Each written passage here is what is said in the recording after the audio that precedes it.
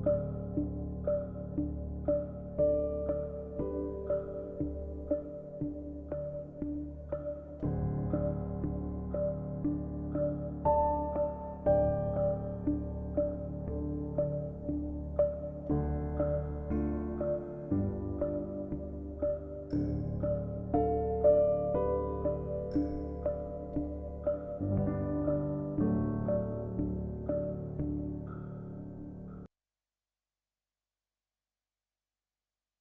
Joe Normal, and you're watching Guitar Tales with Dave Cohen and Scott Guitar Masisenko. Have a rockin' day.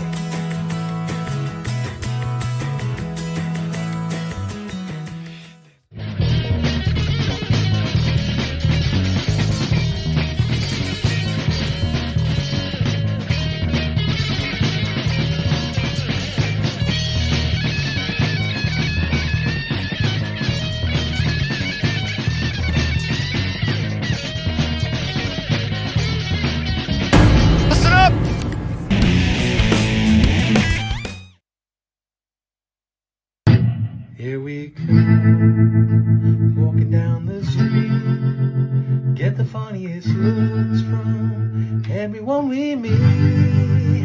Hey, with the monkey, the people say a monkey around. We're too busy singing to put anybody down. Just proud to be friendly, come and watch sing and play. We're the young generation, we got something to say. Hey, with the monkey, you never know where to be found. So you better get ready, maybe come to your town.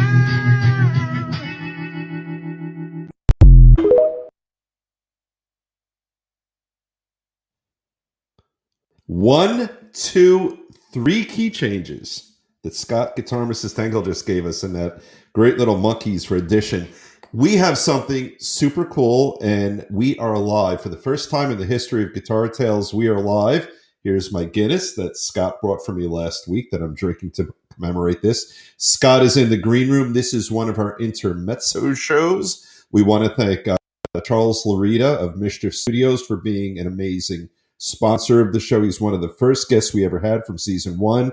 Go there for lessons, equipment, repairs, and friendship. Do all that at Mischief Studios. Tonight's show, I'm going to let Scott describe for us. It's a fun show. We've already had a little bit of social media response to it. Scott, scoot on into the studio right now, if you could. Hi, everybody. So this is your brainchild. I take no credit for it for tonight's show. My brainchild? It is. Well, I have a very small brain, so, whatever. Anyway. Hey, welcome, everybody. It's good to be here live, and mistakes and all. I don't have to edit out dog barks. You're going to, if it's going to happen, you're going to hear them. And now I just cursed it by saying that. You did. Bo will bark. or my post-COVID coughing. Oh, my God, you poor guy. Yeah. So, tonight's episode is about fake bands on television and film, and we got about 11, maybe 10 bands, 11 bands we're going to talk about. We're going to try to play some clips. Hopefully those won't get sniffed out and silenced. And I started the show with a little Monkeys theme because I played it. It did not get sniffed out. So maybe we'll get 5 minutes into the show. Yeah. And we'll get sniffed out. The internet police will shut us down. We got some live chat going, and when people log in, they want to say something, we'll flip it on the screen. We have some comments, things they want to say. We also have our Guitar Tales merch QR code up there on the left. If you hit that with your phone, we will know that you scanned that and that you went to our website to maybe buy a cool hat or a shirt or buy a 99-cent song, either the Guitar Tales theme or my theme for Noise Network, which is called Man Overboard. Which is you won a contest with that, if I remember correctly. I did, yeah. I won like best guitar solo or something. I sent it in the guitar player for the practicing musician. Yeah, we won absolutely nothing for our song. And I won a shirt and a bunch of strings. All right, it works. Even like third place or something, or second place. Who the hell? Yeah. You know, I was thinking about, and again, you know, if we crash and burn, I'll call it my idea. But if we're successful, I'll call it yours. I'll do the opposite of what people normally do. But I think the reason why this is resonating so much with people, because we got a fair amount of response on social media, is that it's part of the fabric of our youth. I mean, obviously, there's movies that still come out with fake bands and all that. Right. But in terms of what we've chosen to talk about tonight, and I think the reason why people are emphatic, my law partner and really dear friend Elliot, he called me today, said, Dave, we have something very serious to talk about. He ended up talking about fake bands with me in the middle of a workday.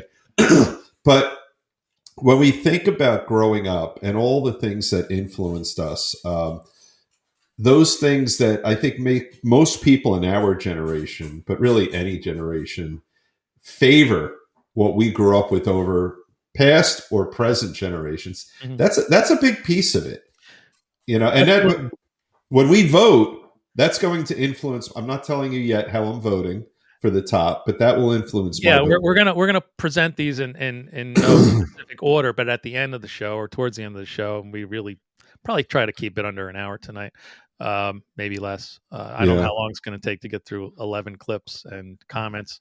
Right. We have some fun facts about each one of these fake bands that Yep. everybody knows and loves.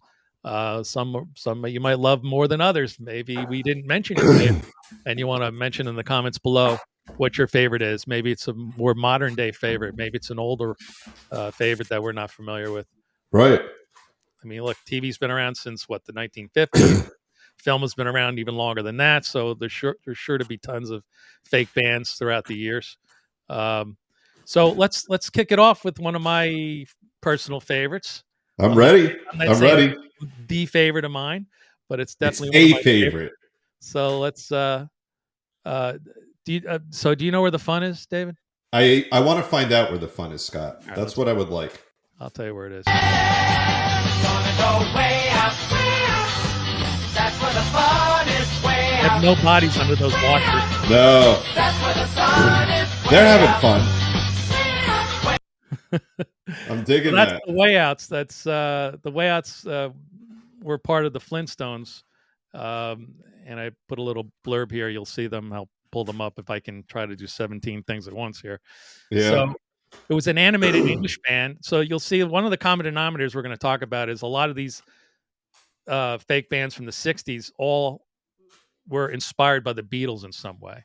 Ripping off might be another way to put The it. way outs were no different. I mean, well, they were trying to cash in on Beatlemania, right? Yeah. So Yeah. this aired November 26, 1965 on an episode of the Flintstones. So right in the heart of Beatlemania, right? 1963 through 66.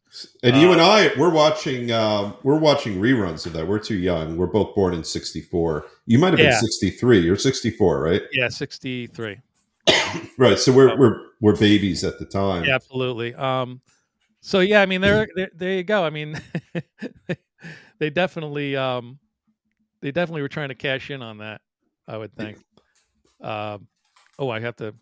I forgot I have to bring up another video. There you go. You got a reminder. I heard a little blip Talk in my amongst ear. yourselves. All right. Let's play the next one. All right, here we go. We're gonna jump right into it. Here we go. And I love the way this starts. And here we go. We're gonna get sniffed out. Here we go. All right. A lot of talking over the top of this. I know. So that'll block the sniffing. Here we Here go. we go. I'll keep talking. Here we Oh, come. yeah. I like this. Walk down the street. WN. Get the funniest looks from everyone we meet. Just don't torque us out. Do not Hey, torque we're the us out. monkeys. And people say we monkey around. But we're too busy We're too busy singing. overdubbing and talking. Put anybody down. Maybe we better stop it there and not push our luck. You know, this you're going to share with us in a little bit some really amazing trivia. But they were just such a phenom, the Monkees. And I remember, I don't know, probably middle school. There was such resentment from the members of the band because when people in the public found out that at least initially they weren't true musicians, but then they wanted to tour and then they wanted to be able to sing their own songs. And one of them That was was kind of Gordon their Rich. downfall, that they wanted to sing their own stuff. Yeah, but Of course, Mike Nesmith went on to be a bazillionaire from the whiteout stuff. yeah. And he was family invent that whiteout. Yep, his mom did actually. Yeah. But you know, it's got to be interesting. So here you are, you're a very young person, young man in this case, And they have this wild success. And right, so now whatever amount of money comes does in fact come. But now they still want to have meaning. They still want to have respect.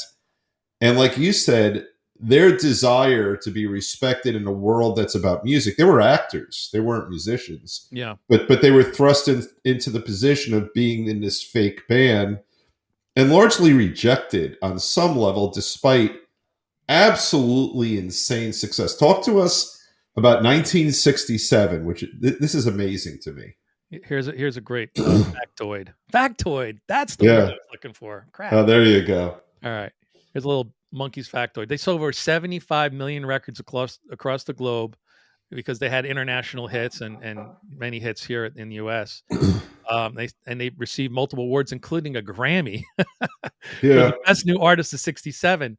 So they actually outsold the Beatles and the Stones combined. Yeah, that in 1967. It's absolutely crazy, and that's in the middle of Beatlemania. I mean, the Stones were big then. They got a little bigger, I think, probably 2 or 3 years later. Actually knocked the Beatles off the chart in '67. I wish I could remember a song that was very popular. It might have been "Get Back" or maybe an earlier hit, but whatever it was, the Beatles were at the top #1 spot for a bunch of weeks, and here come the Beatles, the Prefab Four, and knocked the Beatles off the chart. Well, I didn't share this with you before. I have a theory. How do you win a Grammy if you're not a real band either? I mean, they're real songwriters and real musicians behind it. Yeah. And I guess they're the ones who won it. Here's my theory, and this is what historically is so interesting to me. So 1967 is nearly 60 years ago at this point, a little less. But you and I know MTV came out in '82. We started watching in earnest probably in '83, something like that. So less than 20 years after that great statistic, right? What takes over music? The ability to every single day or every single week look at the star, look at the musician, and we had our videos. Well, if you look at the Monkees, I mean, the Beatles had Hard Day's Night, and they had some movies, but the Monkees were on, if you include syndication or just repeats and things like that, they were constantly visually in front of fans. Yeah. And I have to think, obviously the songs are good. They're not Beatles quality songs, but they're good. I was thinking about it today when you and I were chatting, is that the fact that they were consistently on television had to have added to it. What do you have in that mug? Is that your Jameson? Corona. Oh, all right. So if I choke on my beer, it'll be a Corona cough. All right, that's not bad. But that has to be a piece of it because the songs are good, the performance is good, but I can't imagine that it was that good. This is a better statistic. Look at that.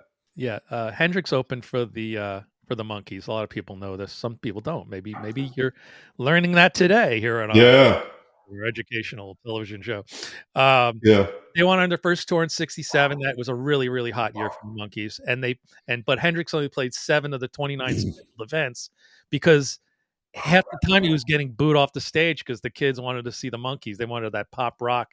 And reminiscent of Back to the Future, where Marty goes, I guess you kids aren't ready for that yet. Yeah, you're right. I just imagine Hendrix going out there going ape shit. Ape shit, we could say. Curse. Who cares? Here's our first bark of the night. Bo was losing his mind. Oh, great. Yeah, it's all good. So he got booed off the stage a bunch of times, and he's just like, I can't do this anymore. And he left the tour. He only did 7 out of 29 dates. Yeah, it's a shame because he would have been successful as a guitar player had he continued. Yeah. Speaking of Beatles-esque ripoffs, here's our next clip. Don't sniff this one out. I'm going to try to cut it short too. All right, let's see how we do. He's a loser. Ain't no mind what he says. We'll keep talking over it. Oh, that's so bad. I love the classic moves are great. It's so bad. So you can see each one of these guys is basically ripping off the look of a famous person. Yeah. And we love it. Mr. Howell is very square. I like those guitars though. Yeah. Wow. These got the furry vest. That was a very popular thing back in those days. All right, hold on. Keep it still for a minute. Is that an ES?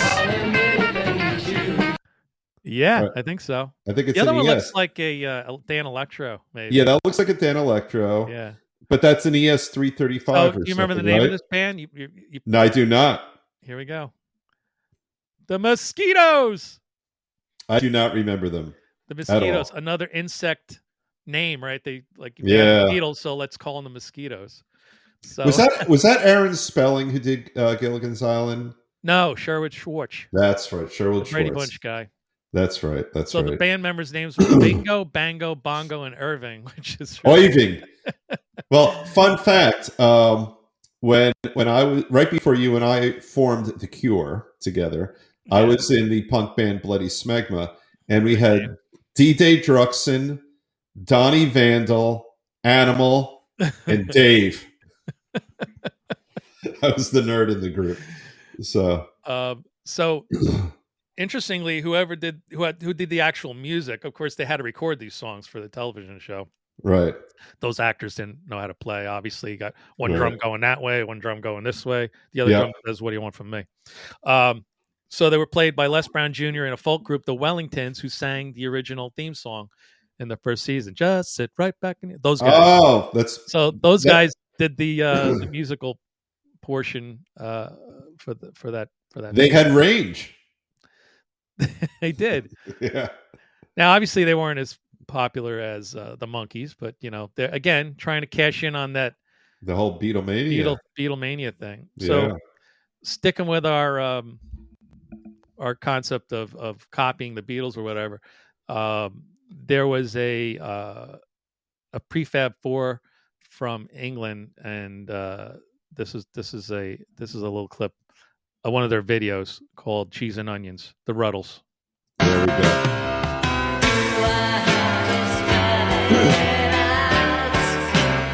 This isn't bad. No, it's not.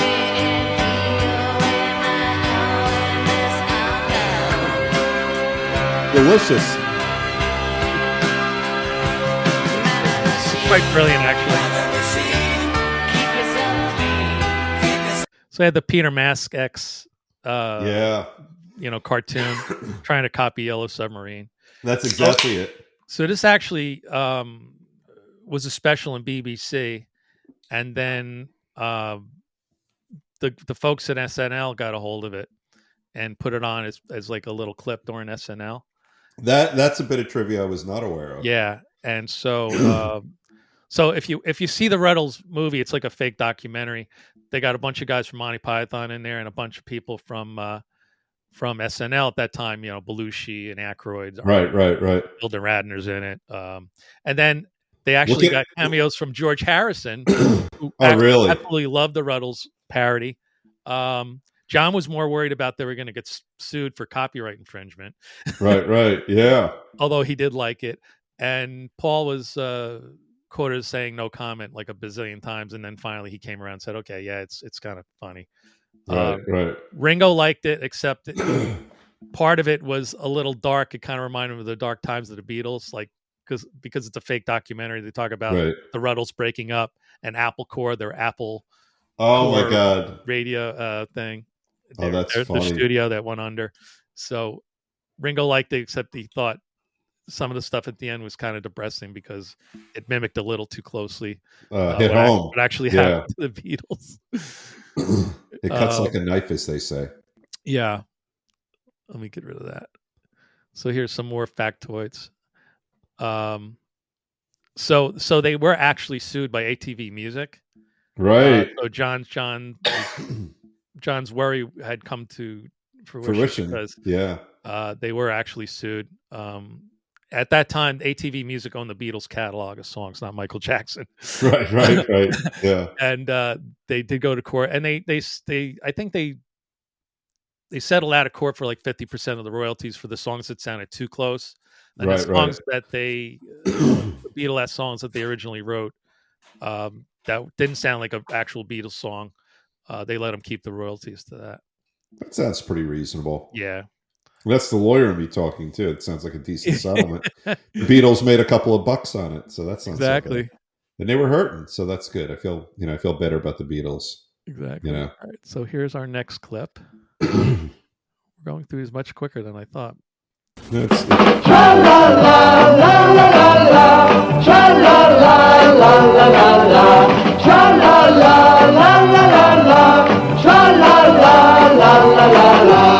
So way before Kiss, these guys got into costumes, and they are, of course, the Banana Splits.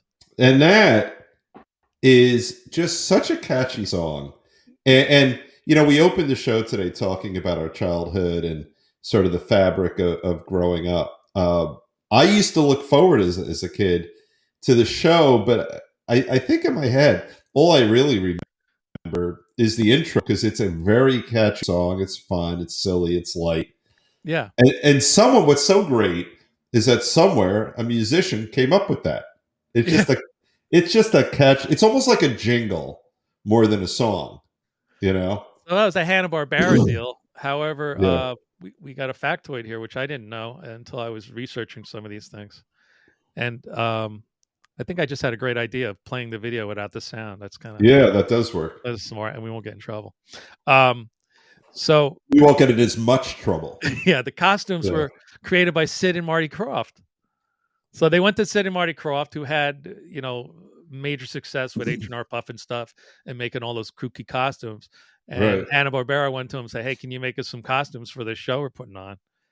Which is kind of weird, because I figured they'd be direct competitors with them. Yeah. Those ATVs are great. I actually drove one of those in the 70s. You just drive it with two sticks.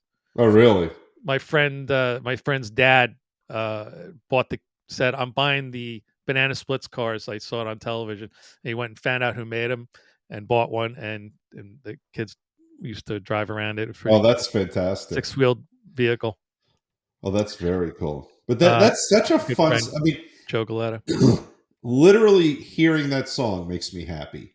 Because how often do you want to hear that song? That is a happy song, but I don't It think is. it's as happy as this song.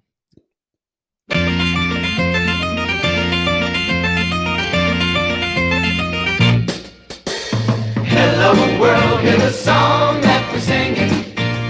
Come on, get happy. That's just a great song. Wisely, you cut it off before we could get nailed. Yeah. But that's just a well-written song. It just is.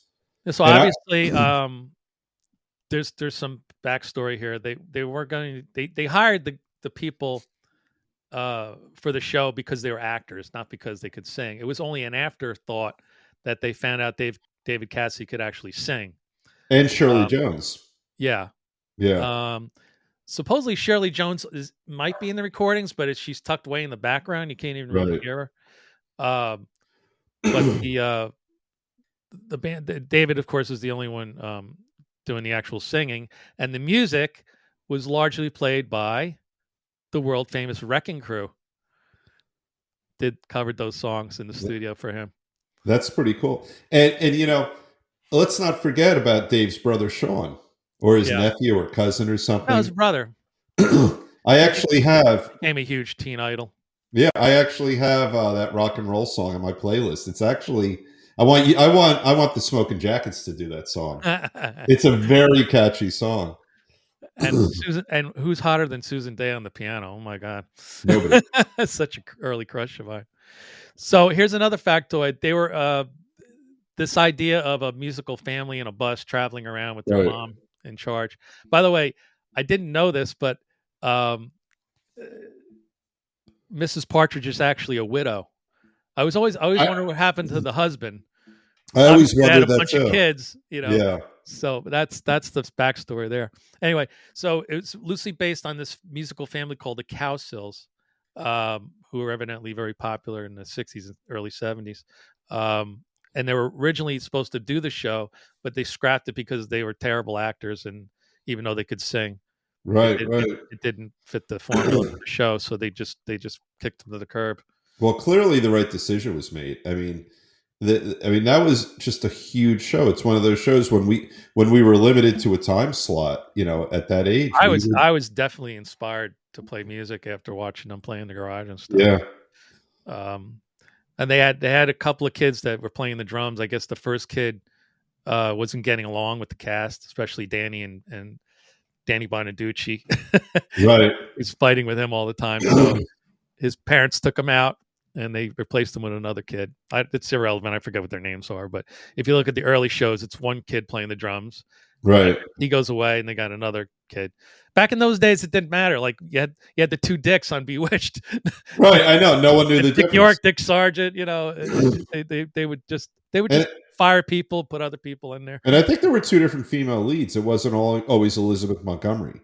I think there were two different women who played. Well, I know there were two different Marilyns in the Munsters. Butch Patrick told us that. Yeah.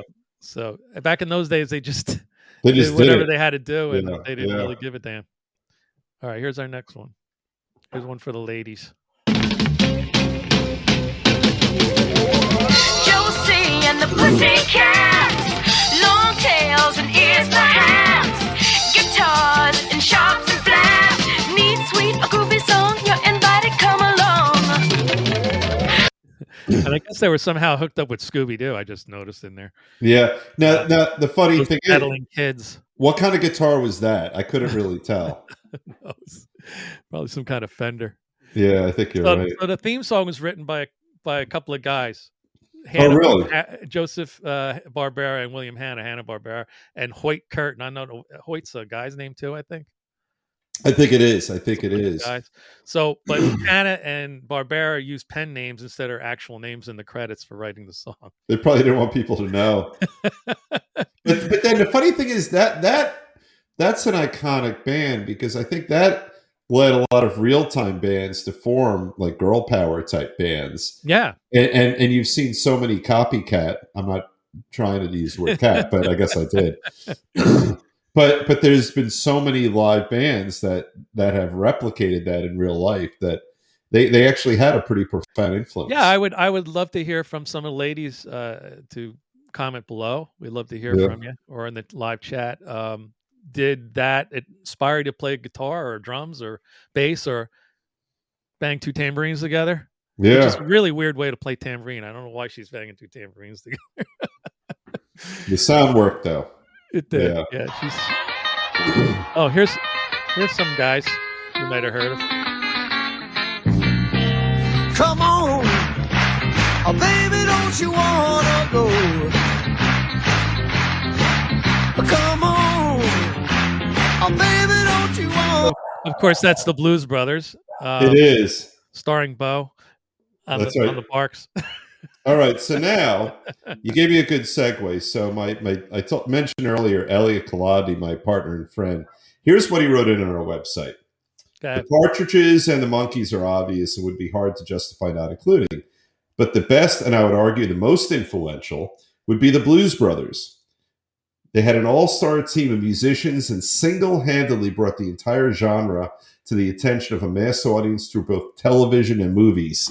It's hard to argue against Elliot. He voted just the best. And Steve Cropper, I mean, we all know that name because of the Blues Brothers. They were semi-real, semi-fake. Yeah, I mean, but all those guys played in massive records and Motown records, and you know, I mean, and just the cameos in the movie alone was like incredible. Oh, it's crazy. And now it's like historically great that they're preserved. Their performances are preserved. I mean, they're pre-recorded, of course, but I mean, Aretha Franklin and Cab Calloway. Cab Calloway, of course. Yeah, it's amazing. And James Brown, right?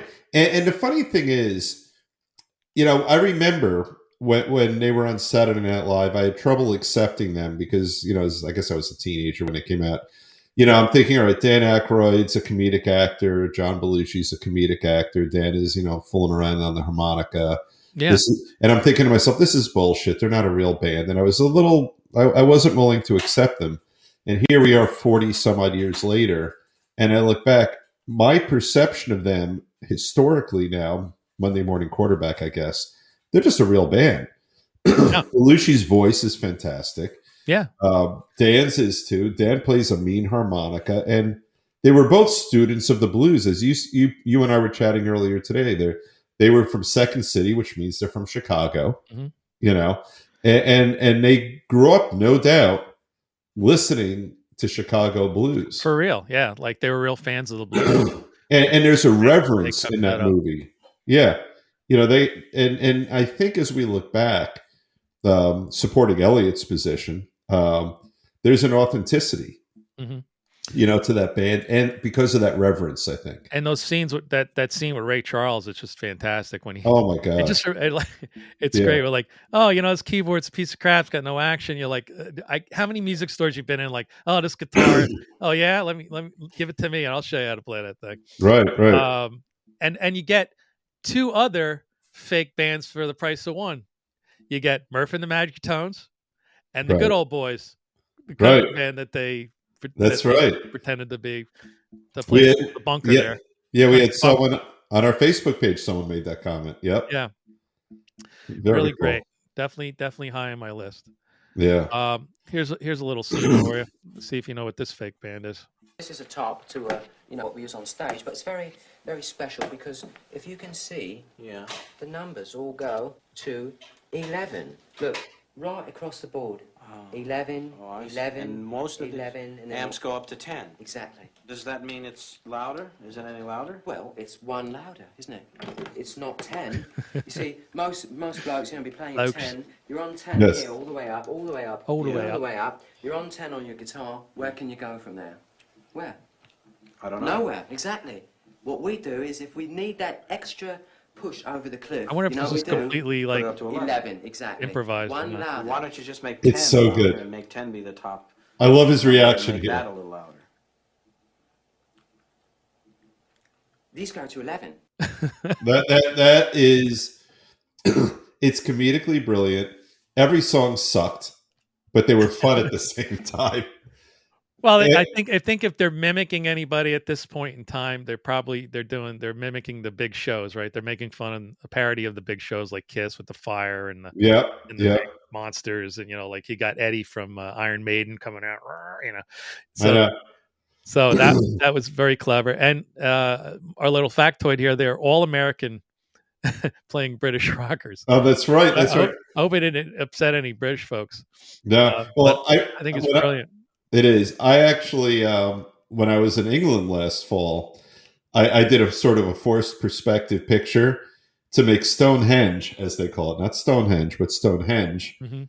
Remember that scene where all the pieces are really, really little, like they have this whole big thing. They bring them out on stage, Right. and then the pillars are like 18 inches tall. Yeah. I did a forced perspective picture to make them look that little.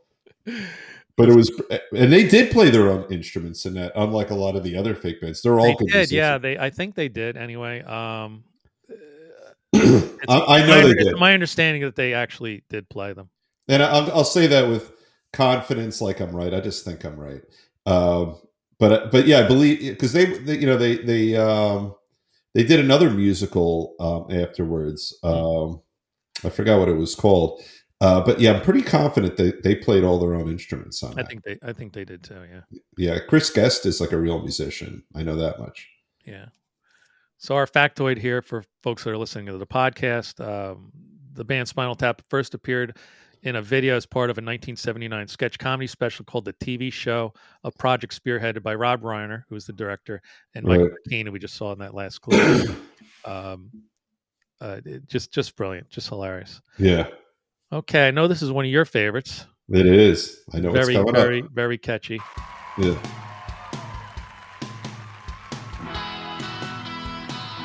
Ah, the old Fender. Yeah. This is Rickenbacker? also sort of a Beatle ripoff, so to speak. Yeah. Yeah. You know, they're all dressed the same, and the drummer He's doing the jazz Yeah, style. the drummer is the guy that sort of brought everything to the next level. You know, Yep. they often say that when Pete Best left the Beatles or was replaced by Ringo Starr, that they really started to take off. Yep. So that's the Oneaters. Wait, Yep. did I mispronounce that? Oh, the Wonders. The Wonders. That's right. Actually, in my research, I found a band called The Wonders. Did you really? It's one, just the way they spell it there, with an asterisk in between the ders. Oh, I like that. That's very Wonders to kind clever. of break it up, which is kind of funny. So you may or may not know the movie was co-written by and directed by Mr. Tom Hanks. Yeah, and he's brilliant in that movie. His ability to just be understated and authoritative at the same time. Mhm. He was sort of the sage person, and say, I've seen a million bands come and go, and this is what you got to do. And he always had that sage advice for everyone. That's coming from an era where those things actually really happened. The rock and roll Yeah. shows. My dad played in a lot of rock and roll shows to get exposure, getting on the bus in the winter and going on to the next city, and you don't know how you were going to be received. Right. Hearing your song on the radio for the first time, Yeah. paying off the DJs or the radio station to have your song played. Payola, as they call it. Yeah. So Yeah. there's a fictional record label here on our little factoid called Playtone Records, which is the record label that the Wonders were on, Yeah. which eventually became an actual record label. Oh, I didn't know that. That's under Epic Records to release the song as a single. Well, that's kind of like the Catalina Wine Festival. Did quite well. So those are our 10. Now we do have an honorable mention here. All right. Because the fans of the show have spoken, Right. and I agree that it's probably the most realistic fake band, besides maybe the Wonders and the Blues Brothers, that we have on the list, and that's Stillwater.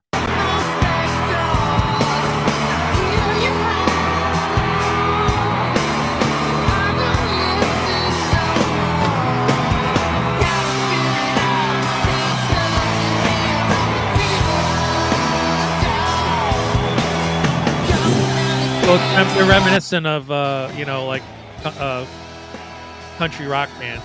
Yeah, it's That- exactly that like craze that. in the mid to late 70s. No, that's filmed perfectly, and that just looks like concert footage. That's Yes, all. It that's looks like. from the movie Almost Famous. If you haven't seen it, Yeah. I highly recommend you see it, It's whether you're a such a great musician or movie. not.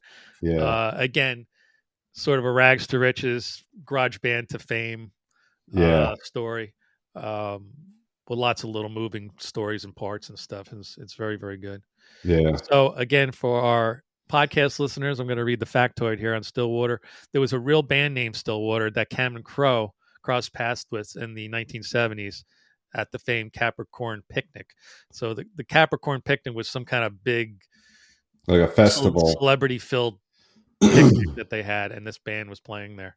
And the name of the band was actual Stillwater, and I guess they came up with the concept for the movie from that actual Capricorn Picnic. If you guys know about the Capricorn Picnic, you have more information, drop us a comment. We'd love to hear from you. Yeah, absolutely. So I think we're sort of at the time where you and I have to vote right now. Yes. So why don't you reveal your pick, your top pick? Yeah, so I feel strongly about this just for me, which is the Wonders, that thing you do. And here's why. I actually debated Elliot today.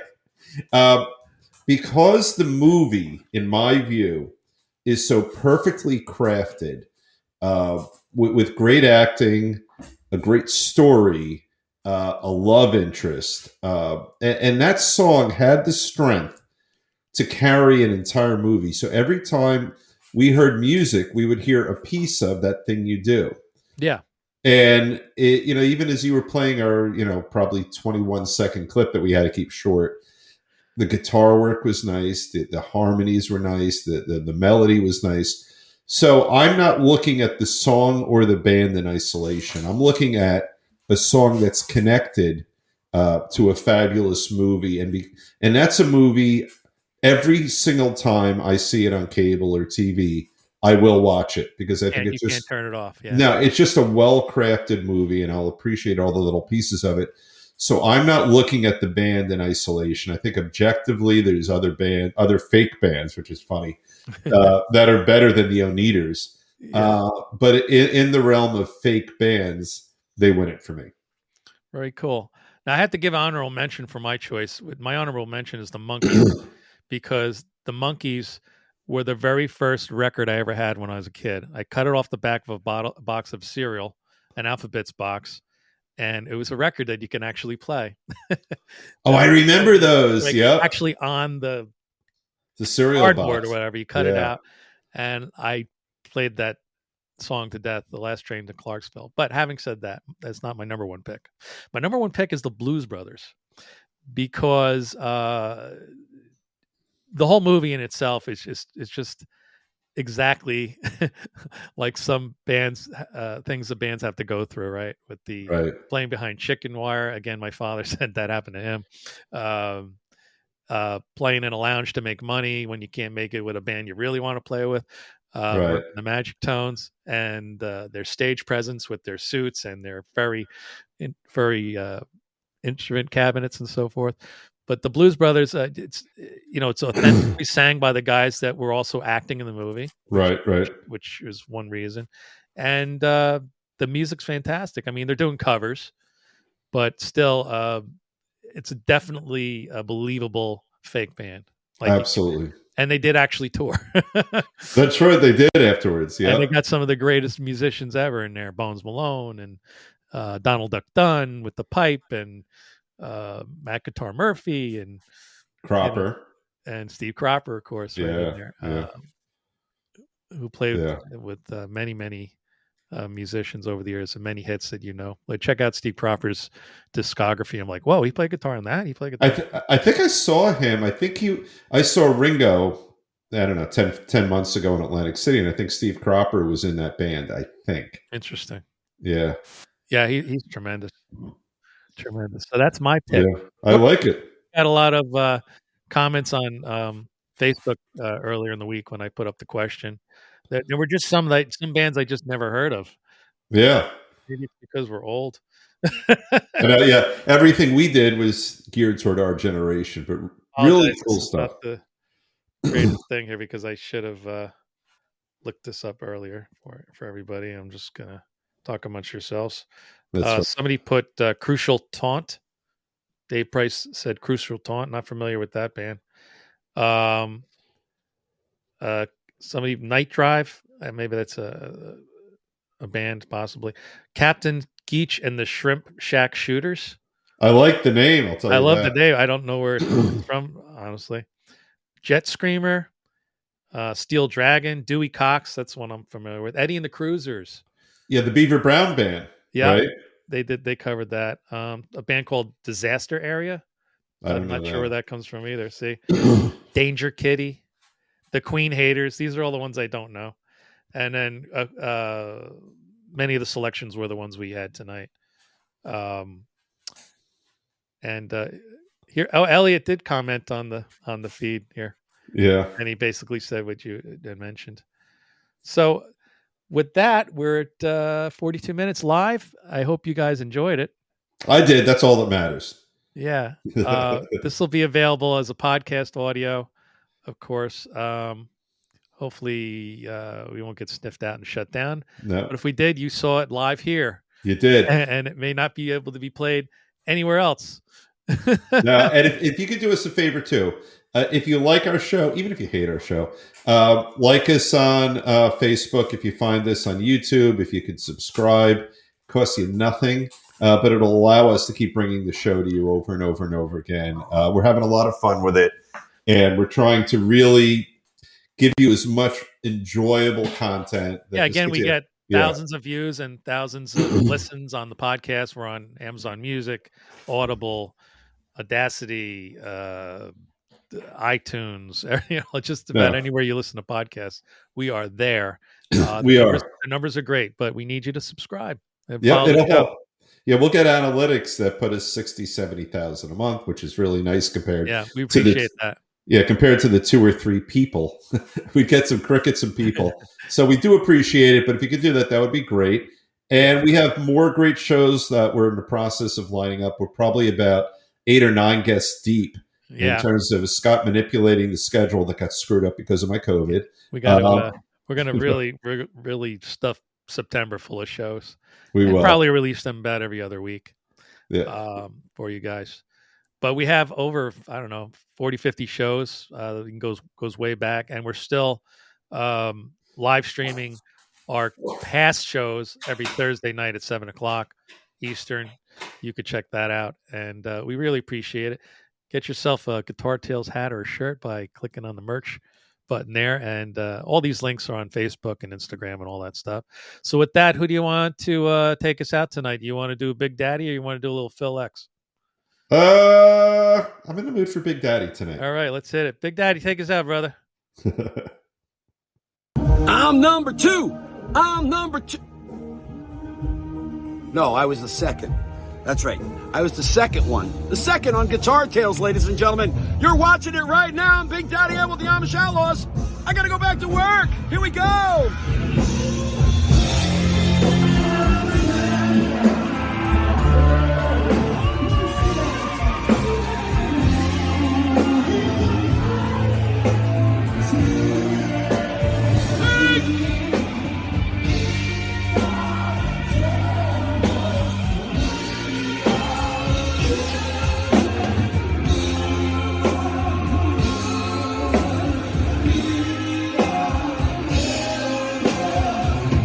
Guitar Tales, watch it!